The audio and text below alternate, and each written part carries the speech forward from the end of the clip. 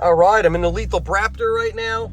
Got it back yesterday from UPR Products. I'm going to show you what their blow-off valve spacer does. It installs in between your factory recirculating valve and the intake pipe, and when you give it some throttle and let out of it, that boost pressure that's stuck inside the charge pipe gets released to atmosphere. It's about a 10-minute install. Listen how it sounds.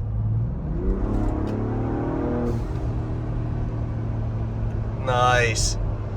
Maybe take about 10-15 minutes to install at most. Comes with the hardware for you guys. It's on our website, offered in black and clear. You guys have any questions, reach out to us. But again, real cool for again those guys that want that blow-off valve sound without having to buy an aftermarket valve. No changes to the tune required. Doesn't throw any type of codes. Doesn't affect anything negatively. Just gives you that blow-off valve sound. One more time for you guys.